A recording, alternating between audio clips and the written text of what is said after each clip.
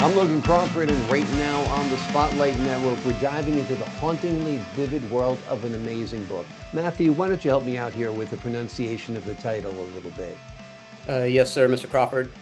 Huaka'i O Ka Po, The Okay. Marchers of the Night. He says it much better than I. That's why I had the author, Matthew Gurrero, read it to you. It is a gripping story that weaves Hawaiian mythology, dark prophecies, and a chilling vision of a tribe's struggle for survival. If you love tales steeped in culture, suspense, and raw emotion, you're in for a powerful journey with this wonderful book. We're delighted to have this very talented author join us here today on Spotlight.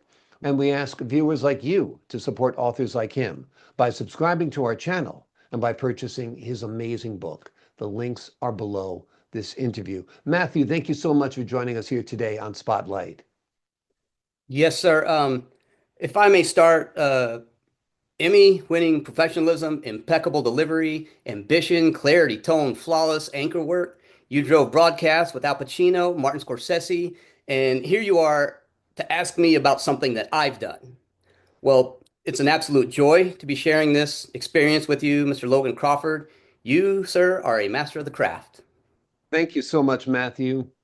High praise indeed, and I appreciate it very much.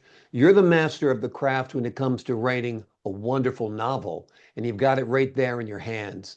First, let's start out with the title. What does the title mean? Huaka'i O Ka Po is the Marchers of the Night.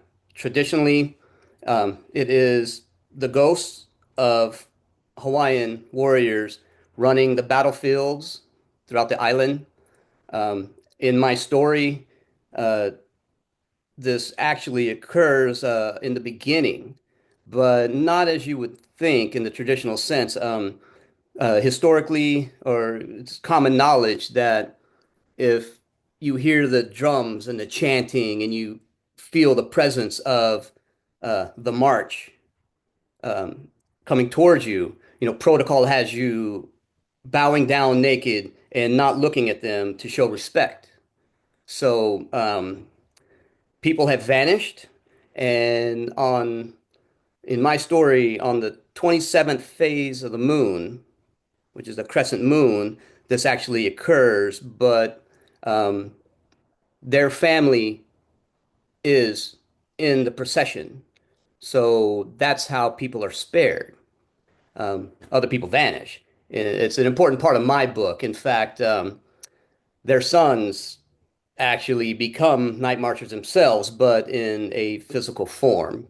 I don't want to get too quantum metaphysical on you, Right. but there's always a trick to a story, and mine deals with frequencies and electromagnetic forces. So that's had to something that people can relate to, and if you're into science and um, you have to have a good explanation. It's not just magic happening. It's not just ghosts that just appear. There's a reason for it. And in my book, I really delve into this, um, alternative planes of existence. So, Very in a cool. nutshell, that's what the story. That's what the. Well, it's a great premise. It's a great book. Talk to us a little bit about Tiki's vision and how it sets the tone for the story. Oh, yes, sir. Well, I start the story off on Oahu in 1985, and a special shout out to everyone that partied in the 80s. Things were a lot different 20 years ago. When we all had mullets on and so forth. Yeah. Something like that. Yep. Hawaiian couple, they were drawn together for a reason. Yep. Maka'ike is a Hawaiian word, a phrase for the second sight. So Hmm. it's not just what we perceive in our physical world. There's something else out there. A lot of us feel it. A lot of us knows there's something. Uh, anyway, he ghosts in my story fight for attention into our physical plane, and he's getting messages. And the cool thing about this story is we appropriate Hawaiian folklore and legend and the tales that you hear from the kupuna that these things are happening and these things are accountable for magnificent changes in nature and can be manipulated in ways. Anyway, he's getting visions, but the convulsions are getting stronger, and he knows it's leading up to something, but he kind of like suffers in silence, as most men do with their significant other. Um, and the scary part is she is very insightful as well. She feels the energy, she knows something's going on, but the story goes as this is an incurable virus and you have to contain it. And otherwise, the darkness spreads to others, especially innocents, your friends, your relatives, your schoolmates, your coworkers. So he tries to just buy his time and try to figure things out, but turns out it's messages from his father. And in the story, you find out his bloodline is being stalked Mm. by some sort of force, some entity, and the further you go in the book, you start to realize that there is definitely dark forces at play here, and that's where the mystery kind of uh, like grabs you, Develops and and you have to grabs you. unravel Yeah, it. Yes, sir. absolutely. Tell us a little bit about your connection with Hawaii. Did you grow up there? Were you steeped in Hawaiian mythology when you were growing up? Tell us a little bit about your experience. Oh, well, my experience is pretty simple. I went there to surf, and I started competing in the Hawaiian Amateur, the Hasa. Shout out to the boys. Never let me in the top 10 for the state final, but I was 11th place every year. But Oh boy, that's okay. almost Some made the people, cut. yeah, some of the local boys wanted it more than I did, and Yeah, what it did is it made me better. And I showed up. I charged the biggest waves in front of everybody, and that's how you get respect out there. They want to know that you're going to earn your spot. It's a pecking order, and I was at the bottom, but they knew I was going to charge them, and we had fun. I raged at the parties. I sang the loudest. I helped people along the way. I did everything I could. I did lifeguarding. In Hawaii, you always work at the hotels and the resorts and the hospitality and the cruise ships. And so I made my way, and, I was hanai'd by some beautiful families that took care of me. And, my aunties and uncles watched out for me and, shared the stories. And, if I may, sure. uh, this story actually started from a character that had to play music to block out the ghosts trying to get attention.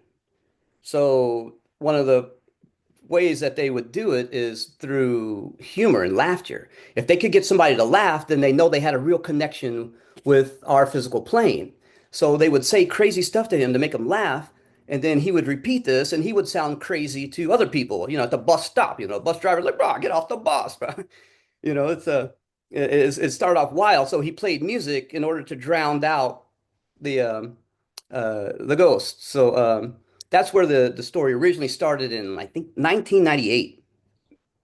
Or I think I started coming up with this idea in like 95, 96, 97, and then I built the whole world for that character.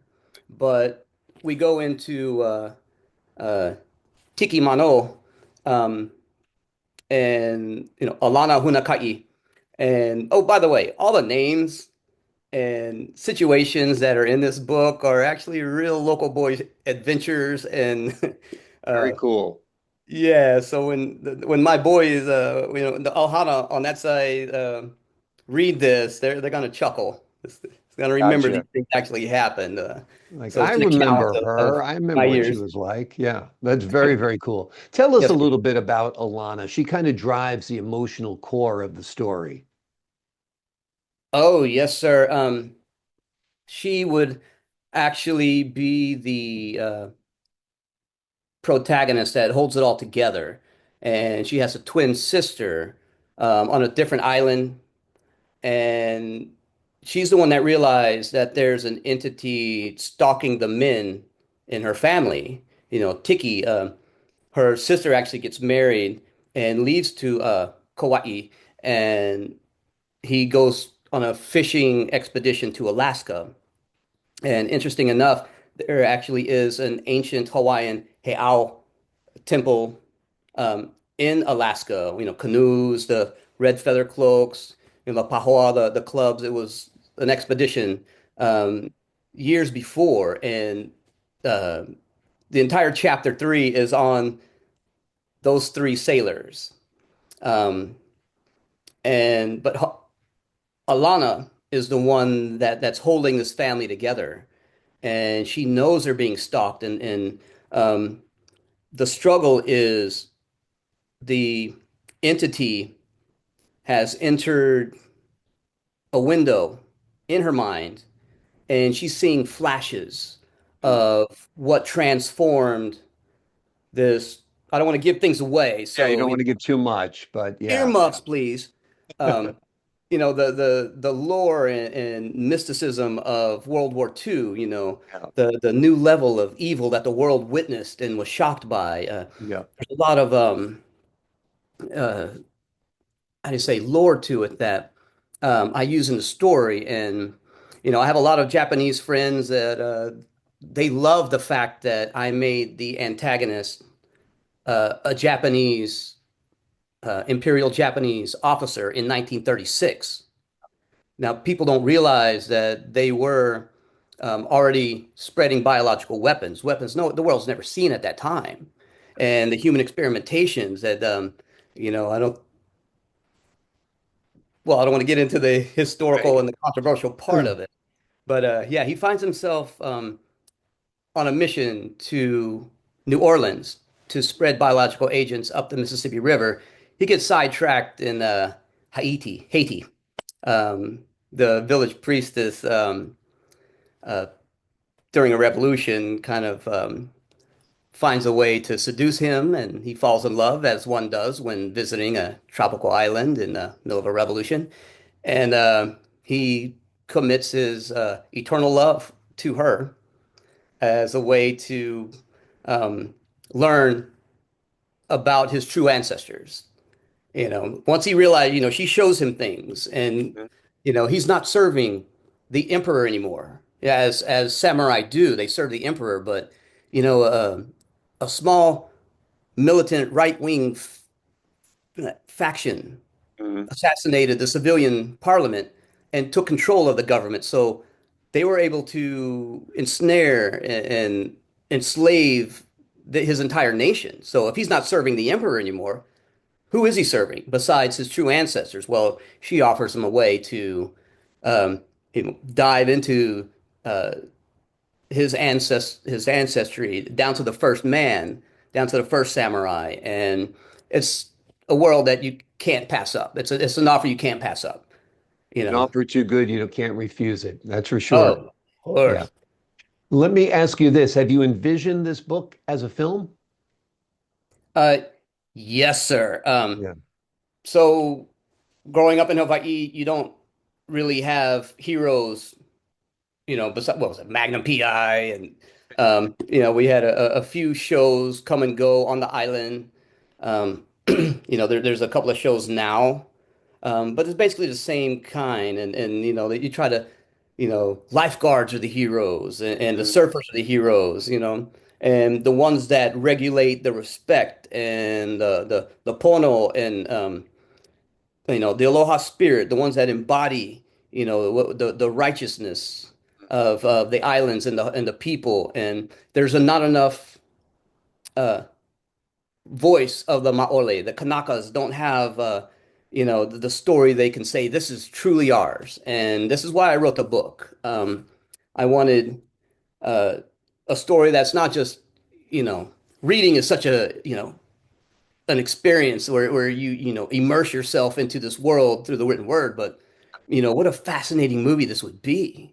And of Great. course I thought about that, and I even have my favorite surfers. I'm gonna reach out to them eventually, and once I just launched the book, so once it picks up some steam, I'd like to reach out. Like there's some pro surfers I would like, have you ever considered you know seeing yourself not just with Yeah. surfing, but diving into the world of cinema, and in transforming yourself into a character Yeah. that you can be proud of, and show some heroism, and extend the culture. Absolutely. I think you get a lot of takers about for that, no doubt. It is a terrific book that Matthew Gurrero has penned. Matthew, help me again with the title. It is called Kahuakai O Ka Po, The Marchers of the Night. Marchers of the Night. It is a wonderful book, a gripping story that weaves Hawaiian mythology, dark prophecies, and a chilling vision of a tribe's struggle for survival. If you love tales that are steeped in culture, suspense, and raw emotion, this book is going to put you on a powerful journey. Matthew, thank you so much for joining me here today on Spotlight. Oh, it was my pleasure, Mr. Crawford. Pleasure having you on the show. Appreciate your wit, your wisdom, and your insight. To the folks at home, I'm Logan Crawford, thanking you for your time this time. Until next time on Spotlight. All right, Aloha. there we go.